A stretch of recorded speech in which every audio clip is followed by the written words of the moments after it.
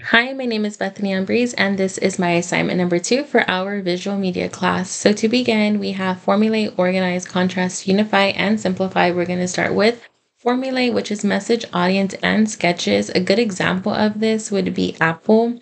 So here with this website, you can see that this website uses clean margins. There is a clear visual hierarchy to guide the viewer eye from top to bottom. It also has a very easy navigation bar, and it's pretty consistent throughout the entire layout.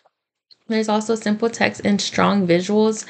A bad example of this would be the Texas Prison Museum. With this one, this website does lack visual hierarchy, which makes it hard for viewers to know where to focus.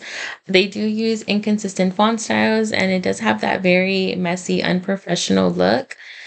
Now, moving on, we have organized with shape, proximity, and alignment. A good example of this would be the austintexas.org.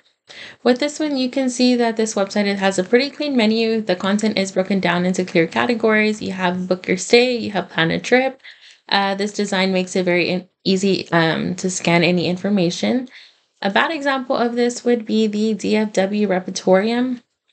This website, it just feels cluttered. It's difficult to navigate.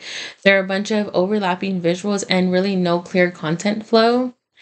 Next, we have contrast with asymmetry, value, and color. A good example of this would be the Perel Museum of Nature, Science, and Science, which displays really that strong contrast, has that asymmetry value and color.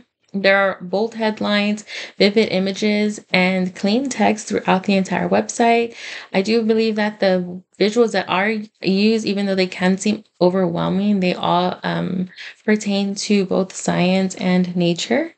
A bad example of this would be the Visit Florida. While the website does have that pretty simple layout and there is that color blue that, can represent water, there it does lack that strong contrast, asymmetry, and value variation. The design feels very flat. It's missing, more color or design that would make it more engaging. Now we have unify with repetition, rhythm, and just solve. Here, a good example of that would be the Fenty Beauty. This website demonstrates that repetitive design patterns and visual rhythm. There's the product sections that follow a consistent layout with uniform spacing. So you would see throughout the entire website that there is that spacing, the fonts, everything seems pretty consistent. A bad example of this would be the stephenfaustin.edu. This page, it has inconsistent layout. There is a clashing of fonts and there's irregular spacing. There's little to no repetition and really no visual rhythm. I feel that every section feels pretty disconnected. It just makes it harder for us to follow a smooth visual path. Now, going back to our focus process, we have simplify, evaluation, elimination, and communication. A good example of this would be the Louis Vuitton website. It's very sleek and straightforward. It begins by asking where you're shopping from, and then it directs you straight to the shopping page. And the layout is a minimal list of choices, so it avoids like any clutter, pop-ups. A bad example of this is the Texas Renaissance Festival website. I believe that this one is just really designed overall very poorly.